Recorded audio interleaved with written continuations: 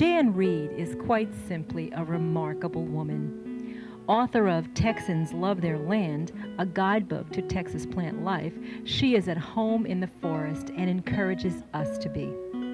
A walk through the Texas Hill Country with Jan is a delight.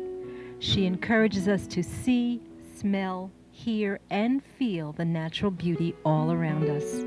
In short, Jan transforms us to behold the interconnectedness of nature. Jan, here we are at another beautiful spot at the Cibolo Nature Center. And if the audience can hear, maybe they probably hear the birds all over the place, and there's a brook right down that I'm looking at while we talk, and I'm feeling real relaxed. And that is a direct result of being out here in this place. I came out here a long time ago for the first time, but then just recently last week, and you walked me through the trail, and I felt so calm when I left. And that's a direct result of what it is that God's given us out here. And I want to start real small. You made me notice little things that I probably wouldn't notice in my hustle-bustle life. And it's one of the main things that you're concerned with is getting down and observing and reacting to. Speak to your philosophy about what is to be had out here just a little bit as we begin. Well, when anyone comes out here, whether it's a child in a school group or adults or family, there's just a natural slowing down. I mean, everything slows down. Your blood pressure goes down, I'm sure. I'm sure mine is. And when you slow down, then you can start taking more in, seeing more, feeling the air on your face, hearing the different sounds. And they're sweet. I mean, and it's sweet. They're sweet sounds from the birds, and they're calming sounds from the creek, and and it's beautiful. Some people call it when they leave here, call it going back to the real world. I call this the real world, and that's the busy world. Isn't that sad that we do make that?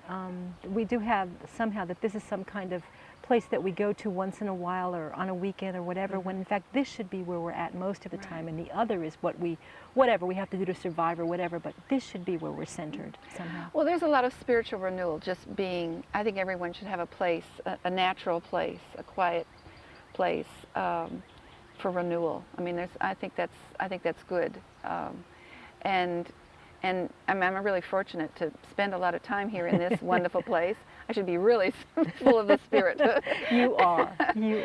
But the wonderful thing is when the kids come, 4th graders, 5th graders, like 7th graders that we have here today, we always include one activity that is serene, that lets them stop and look and listen and just get the feel of the place, and then they're asked to sit by themselves, and then we ask them to do a little drawing, just to record their feeling, record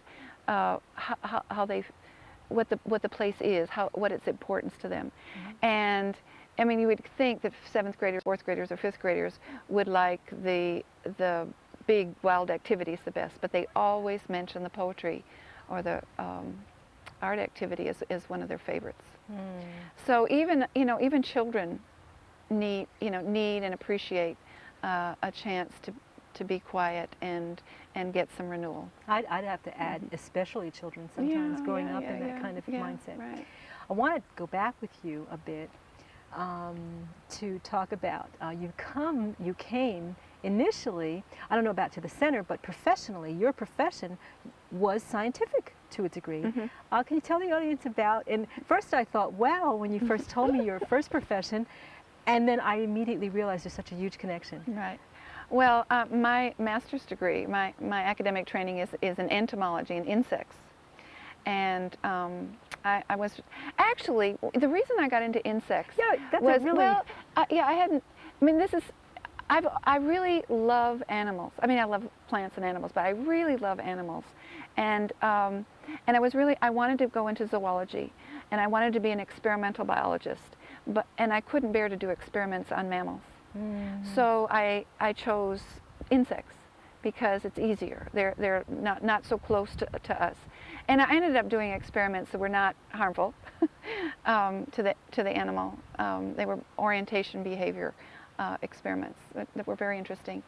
But so that's how I chose insects in the first place. But then I really became interested in insects because there's just such a tremendous abundance of insects.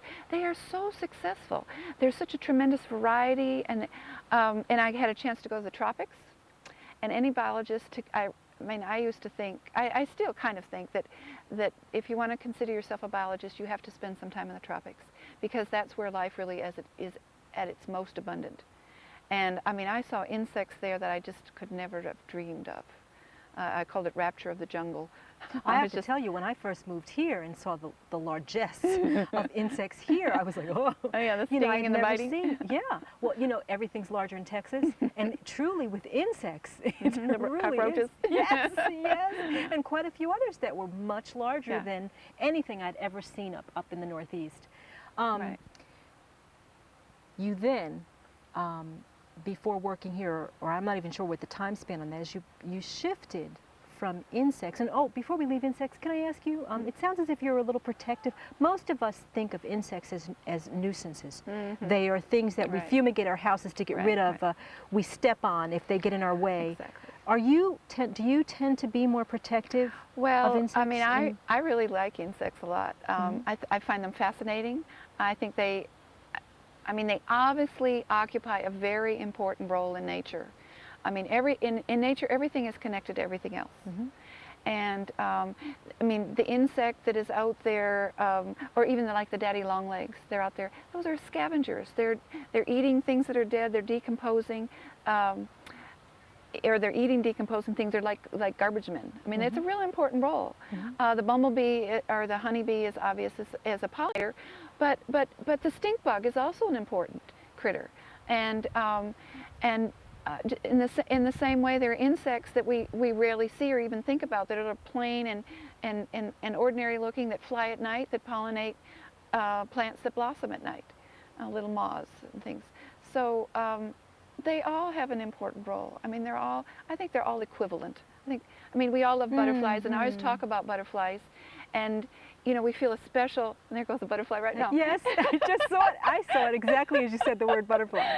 Well, and when a butterfly it passes by, or even sometimes lands on it, it's like a blessing. So they are really special because of their beauty. But I think they're all equivalent. All creatures are equivalent. And I have to tell you that talking with you last week, I got a lot more respect, because I'm one of those people who, I don't necessarily fumigate my house or anything. It's not that bad. And the first time I got stung by a scorpion, I really, really, really didn't like insects too much, but you made me realize that, my friend Malcolm Beck, who is a wonderful organic gardener, and I've said this statement a million times, says nature is perfectly designed, of course, by the master creator, by God. And you made me realize insects in the mix of that, in a whole different, obviously, yes, I know that the bees pollinate. I know that the various bugs allow my peach trees and whatever or my pear trees to keep on going, but you made me realize it down low. Right, well, and they're mysteries. I mean, we always talk in terms of serving ourselves, like the creatures that pollinate our plants. Yes, but exactly. There are mysteries out there. There are many wonderful interactions that we really don't know anything about, and that really probably don't touch our lives very closely, but they're important just because they're there. And you take one thing away, and many, many, many other things are impacted. So, like we were starting to talk about plants a minute ago. There's this wonderful butterfly. It's a swallowtail butterfly. It's big and yellow and just gorgeous, and it just stops you in your tracks when you see it. But its host plant is a nondescript, common understory plant that most people just think is trash. But when you remove that plant that really doesn't look very significant, you also lose the butterfly too. So that's an example of the importance of the connections between the connections that we might not know anything about. Mm-hmm. It seems to me that it's important to be respectful of nature. What we do out here with the children is teach them respect for life, teach them respect for nature, for all things in nature. And in order to really be respectful, in order to be a good custodian or a good steward of the environment, of the place that we have some control over, we really have to be knowledgeable. Because we can make big mistakes out of ignorance. Whether you make them out of ignorance on purpose, it doesn't matter. They're big mistakes. So, I feel really, really deeply the importance of children coming here every year, and and learning just a little bit more and a little bit more about some of the basic concepts of nature, basic ecological concepts. And then they can take it home and they can process it, and then they can apply it in their own lives, and be better decision makers later on when they have a little bit, like they become parents and have their own place and so on. One of the things that I noticed when I took a walk through the trail with you the first time was that you're constantly musing about those connections. And by the way, we've never really told the audience that the next move that you made was in studying plants, and we're going to talk about the very book that you created about plants in the second section of this program. But can you tell me, Jan, are there any what are some of the things that have surprised you along the way when you're looking at those connections? Can you think of one example of something that surprised you? And by the way, there's so much we don't know. There's so much mystery down there, and you really let me understand that in a different way when I walk through the trail with you. Are there any of the mysteries that you uncovered and understood in a different way that have surprised you? Or well, I think right away of a snail, and it's called Rhabdotus, and it's a land snail, and it's about that big. It's a fairly good-sized snail, but you almost never see them. And there are many of them out in the prairie. And this time of year, and a little bit earlier, in the early morning, on these some little bit warmer early mornings when there's a lot of dew, they're out and about. They're just, you just see them out on the plants. And I can remember one day I was out with a group of adults, and I learned from someone in that group about Rhabdotus. I had never known the name of it. I had always noticed them, and there's a snail, and that was kind of it. But this person told me that Rhabdotus is a snail that they find in the Trans-Pecos Indian middens. Trans-Pecos Indians were here maybe 5,000 years ago, and so they ate them. They gathered them and ate them. It was probably a fairly important form of source of nutrition for them. And so, it was just a real eye opener for me. It's like, that's a connection.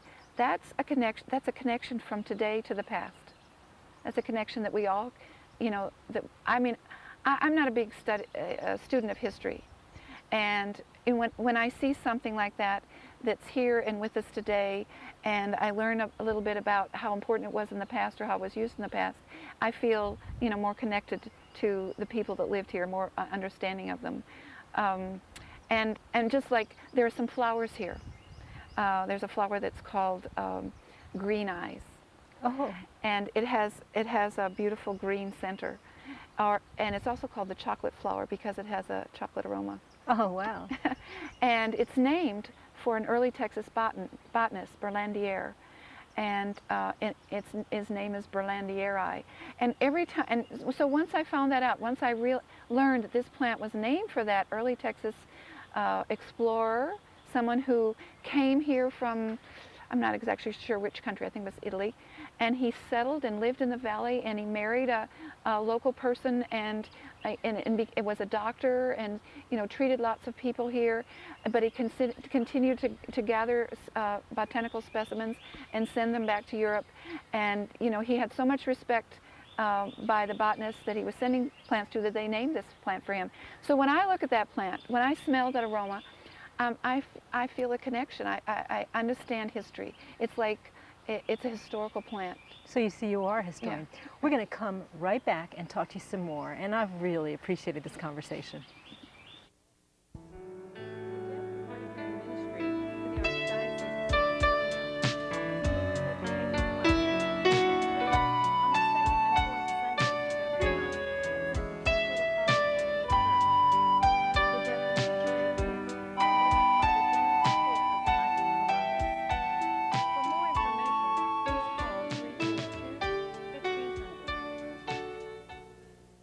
Daily Mass, the single most important broadcast at CTSA, is presented weekdays at 9:30 a.m. and again at 6 p.m. Wednesday's Mass is brought to you in part through a grant provided by Catholic Life Insurance. Founded in 1901, San Antonio-based Catholic Life Insurance offers solid individual and group life insurance plans, secure IRAs, and sound retirement annuities to people of all faiths. Call us today at 828-9921 or 800-262-CLIU. We continue our conversation with Jan Reed. In this segment, she discusses the reasons why she chose to examine the specific types of plants cataloged in Texans Love Their Land. I have to start this segment, I have to tell you, by just starting a little discussion with you about this whole idea of sensory. Well, actually, first, most of us that live in the city are so sensory deprived. We think we're not, but in fact we are. We're sensory deprived for the natural stimulus that can come into our bodies via nature. And I was telling you when we walked on the path, and you had me smell this wonderful plant, that I'm so glad I could smell it, because for a while I couldn't this spring. Right. There is such an abundance of stimulation out here. And you've seen certainly many people experience what I've experienced. Talk about that a little bit. Well, I've experienced it myself. Hey, hallelujah. Right. Well, that plant that we stopped to that's blossoming right now. It has that tiny little blossom. Is one of the first plants that made me interested in the shrubs and the understory here. Because when you walk when you don't know the plants and you walk along the path, you just kind of see green. You know, you don't see detail. That's really true, Jan. And so the day I had the same experience you just had, I was walking along the trail, and suddenly there's this fabulous aroma, and I had to find out where it was coming from. So it stopped me, and it made me look and find that tiny little blossom. And so it made me interested in the plant, because, I mean, all that aroma out of that tiny little blossom. And so I got to know that plant. And then, you know, one thing led to the other. I mean, like right behind you is another fabulous plant that's unique to here that I'm looking at. There's just such a rich abundance around us. And the more we know about it, the more we can appreciate it. Mm-hmm. All right, and the richer our life is because of that. Mm-hmm. And when we first moved out here to this area, I lived in a place where there weren't too many houses, but it was being developed. Mm-hmm. And you know, day after day, week after week, month after month, I watched people come in and clear out the shrubs. And everybody knows live oaks, so they clear out everything under the live oaks and keep the live oaks. Live oaks, of course, are wonderful, absolutely, grand trees. Yeah. But from ignorance, they were removing plants that I had come to know. The plant that makes the beautiful red blossoms in the springtime, or the plant that has especially wonderful aroma early in the spring, that is like the first one to leaf out, and so on. It's like I didn't realize it, but I was using these plants sort of as signposts. Oh, spring is coming soon. You know, this plant is finally in late February is the first ones. And so I had gotten to know a little bit like that. And it hurt me. I mean, it really hurt me to see these plants being removed. And it wasn't because these people really had anything against them. They just didn't know about them. And then they would come and plant their landscaping, and much of it would die. They'd spend a lot of money on plants that really could not survive.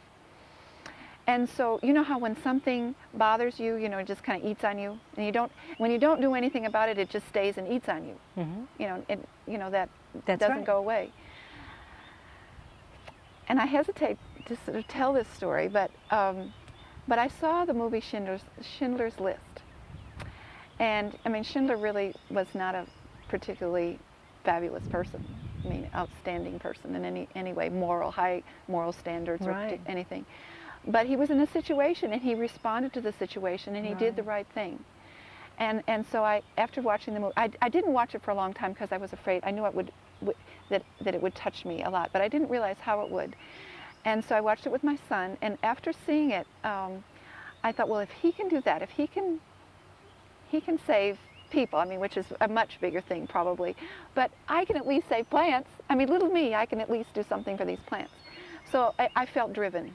You know, I felt like a responsibility, because you know, if you're ignorant, you don't have to do anything. But I knew that they should be saved, That so I ignorant had to do point is something. really important, that we don't understand what we're destroying under our feet. We really don't. Right. You've made me want to look deeper into my environment, and I have to tell you that behind my house they're getting ready to bulldoze it down because they're getting ready to put houses in. Right, right. So maybe I'll go running out Well, there and what say, I do "Stop." now is when I go and flag things, and I contact the owner and I let them know what this plant is, or what this grove of plants are, and just tell them a little bit about it, so in hopes that they might understand it and choose to keep it. You know, you can't tell people what to do on their own land, but that's why I decided that I had to help landowners know the value of what they owned, what was on their property. And you know, when you just call it brush, it's just a nothing. It's just something That's right. It's like trash. Even an annoyance sometimes, Exactly. you know, to some people. And then I had another experience. I was going around talking to lots of people about this idea, gathering courage, gathering resources, gathering support. And I talked to a nurseryman who really wasn't that fond of native plants. And he listened to me, and then I was about to leave. He said, "Well, you know, maybe you do have a point." I had one of my customers call me the other day. He was ready for me to come out, and he had cleared off all the trash, and he was ready for the landscaping, and he planned, you know, to go in place. And so he went out there, and in the trash pile of the stuff that he had cleared was about $4,000 worth of lacy oaks, which are, you know, beautiful, not large like the live oaks, but beautiful native oak trees. And he would have to spend thousands of dollars replacing them. And he lost it out of ignorance. So ignorance is not bliss. We really need to know about what is around us so that we can be careful and be good stewards. And so that's why I wrote the book. And you know, one of the tasks that you undertake is to tell the audience. I think it's sad, sweet. You said that, you know, this is a guide to 76 native plants, but in choosing those 76, you were choosing out of a base Well, of. as I was doing the research for, I mean, because I really was not a botanist. I was a plant lover. And I really did a lot of research. And as I was doing that research, I discovered that there are about 120, a little more than 120 native woody plants. And I chose woody in the hill country. And again, so we're talking for the most part shrubs. Okay, yeah, shrubs, small trees, and woody vines. And are included, that's including the live oaks as well. I mean, they're in the book as well. So I focused on the woodies because there are wonderful books written about wildflowers. Everybody loves wildflowers and everybody cares about them. But I chose these underdogs, these understory plants, because they're missed. They're not appreciated. And I couldn't afford, there wasn't enough money in the grant to put all of them in the book. So I had to eliminate some. And it was too hard for me to do. At some point I felt like I was making Sophie's Choice. To show people, I love that analogy, because it shows how connected you were I to really these care about. I plants, love the plants. Yeah, I love the plants.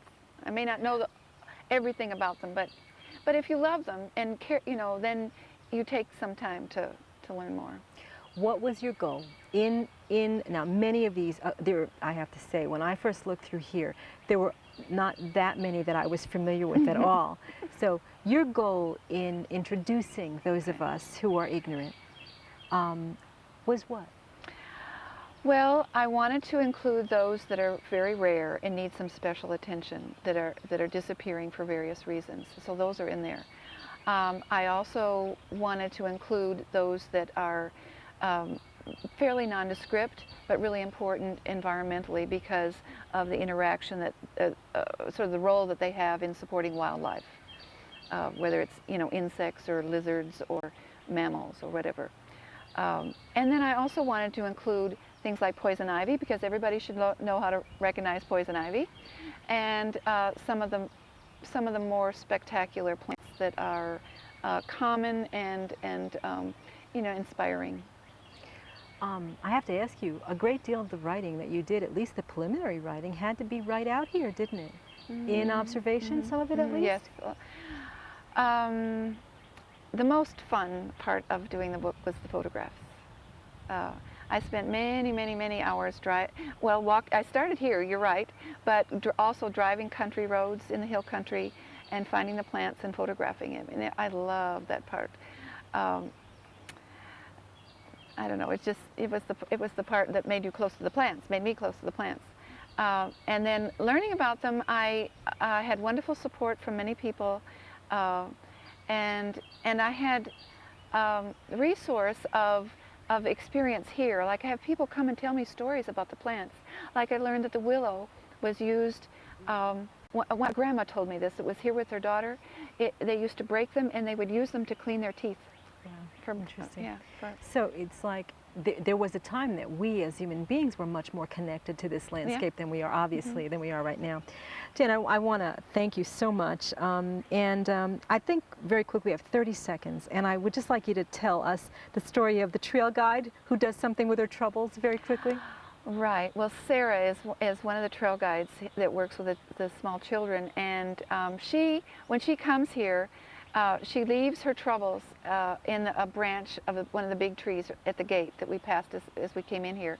And then she takes the walk, which is a loop, and then when she goes back to leave, she only takes with her on her way out the most important ones. The rest she just leaves behind her. Wise, wise woman. Jan, thank you. Thank you for writing the book. Thank you for doing all the work you do here, and we'll be back. Thank you.